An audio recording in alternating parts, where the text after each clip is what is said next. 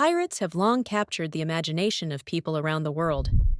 Initially known as ruthless raiders of the sea, plundering ships and coastal settlements, many pirates were corsairs privateers operating with government sanction, which further blurred the lines between villainy and heroism. Despite their notorious reputation, certain pirates transitioned from infamous plunderers to figures of public intrigue and fascination, eventually achieving almost celebrity-like status. This transformation from feared corsairs to charismatic figures was not merely a result of historical revisionism, but reflects a nuanced understanding of their roles. The significance of pirates as celebrities lies notably in their impact on culture and their embodiment of defiance against oppressive systems. Figures like Sir Francis Drake, who began as a privateer under Queen Elizabeth I, were celebrated for their daring exploits and service to the crown, effectively wearing two hats that allowed them to be both feared by adversaries and revered by their compatriots. Moreover, as time passed, the image of the pirate evolved into a symbol of fierce independence and resistance, elements that resonate deeply with the ethos of freedom and rebellion. Two vivid examples highlight this fascinating transition. The legendary Blackbeard, known for his terrifying visage and formidable presence, was ultimately romanticized in literature and folklore, gaining a place in cultural narratives as more of a roguish anti-hero than a mere marauder. Another is Anne Bonny, a rarity in the male-dominated world of piracy, who carved out a legacy that challenged gender norms of her times and inspired stories of audacity and adventure. Supporting these examples, many historians argue that pirates played a crucial role in disrupting monopolies and challenging the colonial powers of their era. This perspective introduces a layer of complexity when evaluating the historical role of pirates, considering their actions as both self-serving and inadvertently beneficial to some socio-political developments of their time. However, this romanticization of pirates as celebrities bears its own challenges, potentially obscuring the brutal realities of their actions. Critics argue the danger of glamorizing piracy lies in underestimating the genuine threats and violence they inflicted. Such debates illuminate the broader discourse on how history is reinterpreted over time. Ultimately, the transformation from corsairs to celebrities connects with broader themes of myth-making and societal values, reflecting how heroes and villains are constructed and reconstructed in collective memory. By examining these intriguing figures within their historical context, we gain insight into the dynamics of fame and notoriety, exploring how narratives evolve to shape our understanding of power and rebellion. The Golden Age of piracy, spanning from the late 17th to the early 18th century, was not merely an era of lawlessness on the high seas. It was a complex and multifaceted period driven by economic, social, and political factors. The origins of this era can be traced back to the end of major European wars. As naval conflicts diminished, many sailors found themselves unemployed, their skills redundant in peacetime.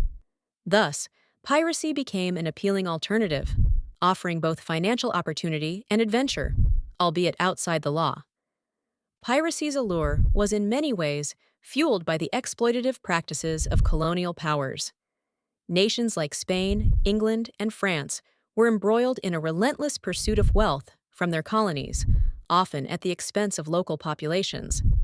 The rigid class structures and limited mobility within these societies meant that for many lower-class individuals, legitimate avenues for economic and social advancement were severely restricted. In this context, piracy presented not just a means of subsistence, but also a chance to escape the oppressive hierarchies of the day. Buccaneers, privateers turned to piracy, capitalized on their skills to challenge these hegemonies, seizing ships and treasure from their intended European benefactors. One significant example of piracy's origins is the Bahamas' turn into a notorious pirate haven. The island, with its strategic location near major shipping lanes, became a sanctuary for pirates seeking to ambush the Spanish treasure fleets that made their way from the New World to Europe. Additionally, cities like Port Royal in Jamaica became thriving pirate settlements, attracting seafarers who sought refuge from the laws of England. For many, these places represented a utopia of freedom where the strictures of European society could be set aside in favor of autonomy and equality, though very much criminal in nature. Nevertheless, piracy's motivations were not purely economic. Many pirates operated under a code that included democratic principles such as the division of plunder among the crew, and in some instances, even a rudimentary form of workers' compensation for injuries sustained in battle. This pirate's code, while romanticized, reflected a nascent form of resistance to the inequalities prevalent in conventional societies of the time. However, the reality of piracy was fraught with challenges. Living a life dictated by the winds and tides, subject to the harsh judgment of the elements and rival ships, the pirate's life was often brutal and short-lived. Furthermore, countries began to perceive pirates as threats to legitimate trade routes, triggering aggressive anti-piracy campaigns that eventually brought the Golden Age to its decline. In essence, this age of piracy did more than disrupt maritime commerce. It challenged the very frameworks of authority and exploitation, setting up a paradox of villainy and liberation. As we explore how some of these pirates transformed from plunders to unexpected leaders and heroes, understanding their origins and motivations becomes crucial, adding layers and dimensions to their storied legacies that resonate with themes of empowerment and defiance. Pirate codes were self-governance documents that, surprisingly, established early forms of democratic principles among pirate crews. These codes were contracts that every pirate had to abide by, clinching terms that dictated conduct, discipline, distribution of loot, and conflict resolution. Interestingly, this seafaring democracy was quite progressive, especially when compared to the rigid hierarchies of 17th and 18th century European societies. Pirates elected their captains, allowed for a robust exchange of opinions, and upheld a sense of equality among crew members, providing every individual, regardless of background, with the right to voice their concerns and vote on matters affecting the ship. The significance of pirate codes lies in their embodiment of egalitarian values, serving as a stark contrast to the autocratic leadership styles prevalent on naval and merchant ships of the time. For instance, pirate captains were chosen by their crew based on their leadership and navigation skills rather than bloodline or social class, and could be deposed if the crew deemed them unfit. Similarly, the quartermaster, often viewed as a check against the captain's power, represented the interests of the crew, ensuring a balance that might echo the contemporary systems of checks and balances seen within democracies today. One famous example of pirate governance is the crew under Captain Bartholomew Roberts. Their code clearly delineated responsibilities and was well structured, addressing matters from gambling prohibition to conflict arbitration, with severe penalties established for those who violated these rules. Another instance is the pirate haven of Nassau on Providence Island, which became a thriving, albeit informal, pirate republic, governed by a sense of mutual benefit and shared prosperity, free from colonial rule. However, this seemingly democratic order was not without challenges. Dissent and mutiny were ever-present threats. Not all pirates viewed the codes as instruments of freedom and fairness. Some saw them as necessary evils to maintain order and prevent chaos. Others questioned the extent to which these codes were genuinely democratic, given the nature of pirate life, which, by its very definition, operated outside the law.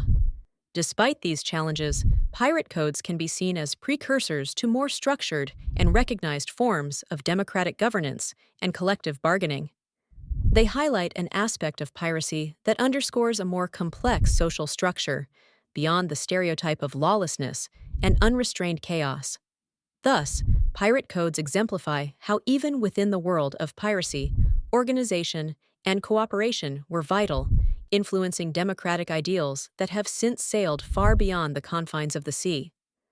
Pirates, the seafaring outlaws of the 17th and 18th centuries, are often remembered for their ruthless exploits and plundering ways.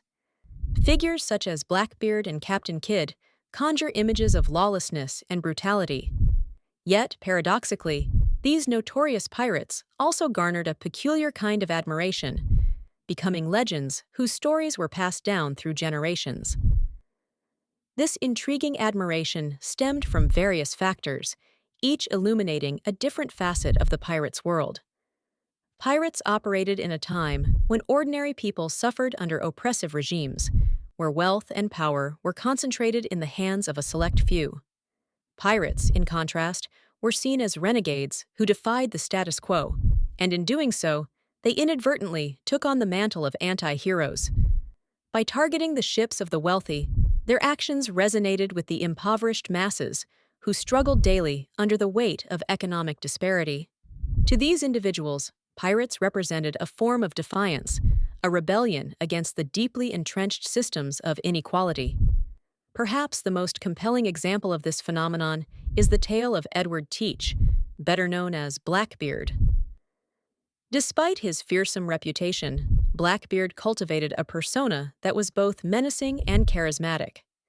His commanding presence struck fear into his enemies, while simultaneously earning him a figure of fascination and admiration, even among those who never endured his wrath. Stories of Blackbeard spread like wildfire, painting him as a larger-than-life character whose exploits were thrilling enough to inspire awe. Another illustration of admiration reshaped by circumstance is Mary Red, a notorious female pirate. In a world dominated by men, Red's audacious attempts to shatter gender norms and carving her own path on the high seas made her a figure of admiration among women constrained by societal limitations. Her story symbolized empowerment, serving as an inspiration for those who felt trapped in their prescribed roles. Despite their fame, challenges persist when evaluating this admiration. Some argue that idolizing pirates overlooks the suffering and destruction left in their wake. There is an alternative viewpoint suggesting that romanticizing their rebellion disregards the harsh realities of their actions. Ultimately, these notorious figures and their admirers highlight the complexities of pirate culture and its enduring allure. They reflect the human penchant for storytelling, where the line between villain and hero becomes blurred. The admiration for these pirates connects to broader themes of rebellion, freedom, and the consequences of challenging authority, underscoring the fascinating duality of pirate lore in history.